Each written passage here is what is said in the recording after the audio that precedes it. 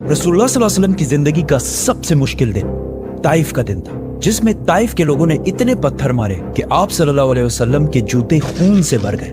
लेकिन जब ये सब कुछ होने का थोड़ा भी चांस था तो आप सल्लल्लाहु अलैहि वसल्लम को ताइफ जाने की जरूरत क्या थी?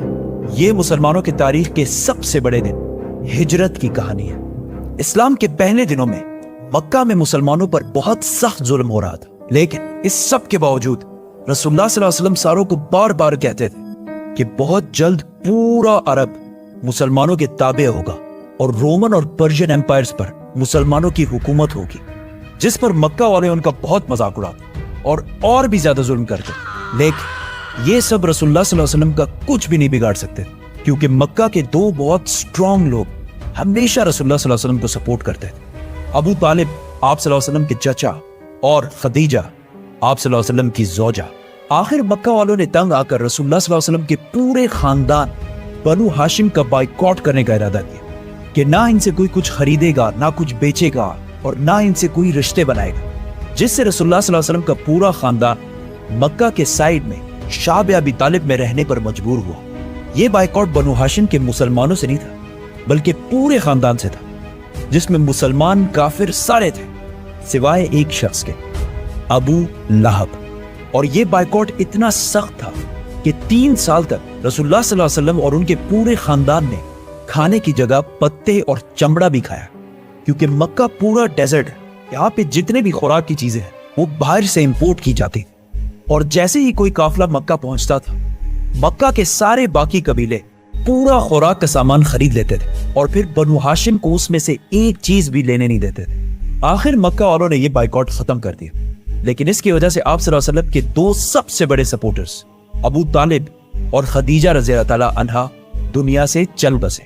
तो अब रसूलुल्लाह सल्लल्लाहु अलैहि वसल्लम को मक्का में प्रोटेक्ट करने वाला कोई भी नहीं रहा, और अबू तालिब के वफात के बाद बनु हाशिम का नया सरदार अबू लहब बना, जो रसूलुल्लाह सल्लल्लाहु अलैहि वसल्लम का चचा होने के बावजूद मक्का में आप सल्लल्लाहु अलैहि वसल्लम के सबसे बड़े दुश्मन थे। अबू लहब ने सरदार बनते ही आप सल्लल्लाहु अलैहि वसल्लम की मक्का की सिटीजनशिप खत्म कर दी। तो अब रसूलुल्लाह सल्लल्लाहु अलैहि वसल्लम मक्का में बिल्कुल भी सेफ नहीं रहे। लेकिन अल्लाह की तरफ से वही हुक्म था कि इस्लाम को हर तरफ फैलाना है, और कुरान में भी बार बार आप सल्लल्लाहु अलैहि वसल्लम को मूसा अलैहिस्सलाम और इब्राहीम अलैहिस्सलाम के स्टोरीज से मोटिवेट किया जा रहा था। आखिर नबूवत के 10 साल बाद आप सल्लल्लाहु अलैहि वसल्लम ने डिसाइड किया कि वो अब मक्का से बाहर जाकर इस्लाम की दावत देंगे, और ज़ैद बिन हारिसा के साथ ऑलमोस्ट 100 किलोमीटर का रास्ता बिल्कुल पैदल तय किया।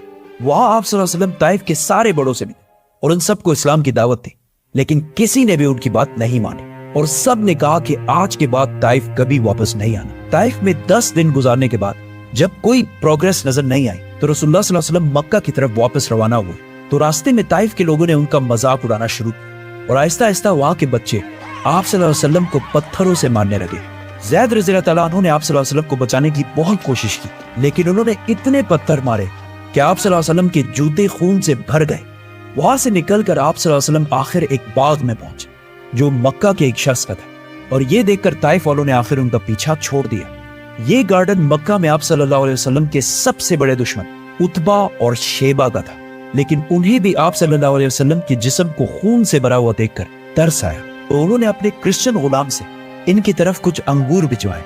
यहाँ आप सल्लल्लाहु अलैहि वसल्लम एक दरख्त के नीचे बैठे और अल्लाह से दुआ की कि आपने मुझे कैसे जालिम लोगों के हवाले किया, लेकिन जब तक आप मुझसे राजी हैं मुझे किसी की परवाह नहीं। या इफ वी थिंक अबाउट, अल्लाह को तो फ्यूचर पास्ट सबका पता होता है, तो अल्लाह आप सल्लल्लाहु अलैहि वसल्लम को ताइफ जाने से पहले रोक भी सकते थे, लेकिन आप सल्लल्लाहु अलैहि वसल्लम को अल्लाह ने नहीं रोका, ताकि आने वाले हजारों साल तक पूरी दुनिया आप सल्लल्लाहु अलैहि वसल्लम के सब्र और डेडिकेशन को देख सके। और आज तक रसूलुल्लाह सल्लल्लाहु अलैहि वसल्लम की जिंदगी में ताइफ के वाक़े की सबसे बड़ी इंपॉर्टेंस है। जैसे ही वो गुलाम रसूलुल्लाह सल्लल्लाहु अलैहि वसल्लम के पास आया तो आप सल्लल्लाहु अलैहि वसल्लम अपने सारे गम भुलाकर उसे भी इस्लाम की दावत दी, और उससे पूछा कि तुम कहां से हो? तो उसने कहा मैं नैनवा से हूं। रसूलुल्लाह सल्लल्लाहु अलैहि वसल्लम ने उस गुलाम से कहा अच्छा, तो तुम मेरे भाई यूनुस अलैहिस्सलाम के शहर से, वो भी नबी थे और मैं भी नबी हूं। ये सुनकर उस गुलाम ने रसूलुल्लाह सल्लल्लाहु अलैहि वसल्लम के हाथों को छूमा और इस्लाम कबूल कर लिया। इस सब से दूर खड़े उतबा और शेबा ने यह सब कुछ देखा और कहा लो, हमारा ये गुलाम भी गया। वहां से आप सल्लल्लाहु अलैहि वसल्लम रवाना हुए, तो वहां जिब्राइल अलैहिस्सलाम पहाड़ों के फरिश्ते को लेकर हाजिर हुए और कहा कि अगर आप हुक्म दें तो हम इन सब को पहाड़ों के दरमियान पीस कर रखते हैं। लेकिन आप सल्लल्लाहु अलैहि वसल्लम ने कहा कि नहीं, इनकी औलाद में से जरूर कोई मुसलमान होगा। और आप सल्लल्लाहु अलैहि वसल्लम ने इतने साफ जुल्म के बाद भी इन सबको माफ कर दिया। मक्का वापस आते हुए आप सल्लल्लाहु अलैहि वसल्लम ने रास्ते में जिनों के एक ग्रुप को भी इस्लाम की दावत दी और उन्होंने भी इस्लाम कबूल कर लिया। जैसे ही आप सल्लल्लाहु अलैहि वसल्लम मक्का के करीब पहुंचे तो उन्हें पता था कि अब वो मक्का के सिटीजन नहीं रहे, तो उन्होंने मक्का के कुछ लोगों से मक्का के अंदर रहने के लिए पनाह मांगने की कोशिश की, जिस तरह आज किसी दूसरे मुल्क का वीजा मांगते हैं। पहले 2 लोगों ने पनाह देने से इनकार कर दिया, लेकिन तीसरे मुतइम बिन आदी ने रसूलुल्लाह सल्लल्लाहु अलैहि वसल्लम को पनाह दी।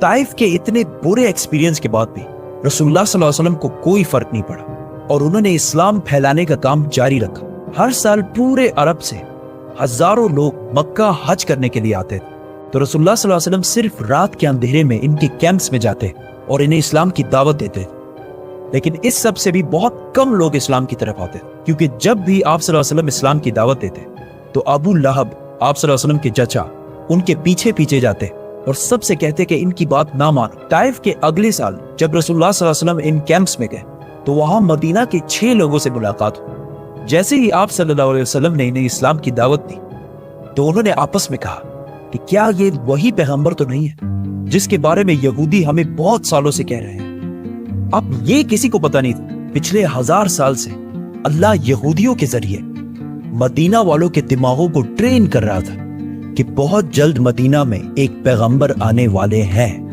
मदीना के इन 6 लोगों ने डायरेक्ट इस्लाम कबूल कर लिया और वापस जाकर मदीना में इस्लाम को फैलाना शुरू किया, जिसकी वजह से अगले साल मदीना से 12 लोग इस्लाम कबूल करके आप सल्लल्लाहु अलैहि वसल्लम के पास आए और आहिस्ता आहिस्ता इस तरह मदीना में हर घर तक आप सल्लल्लाहु अलैहि वसल्लम का नाम पहुंचने लगा।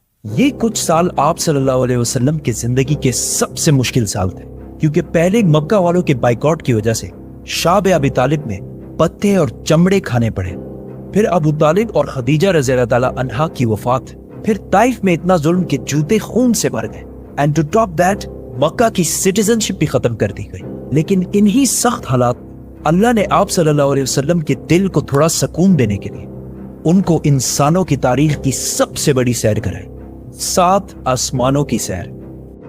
सब्सक्राइब।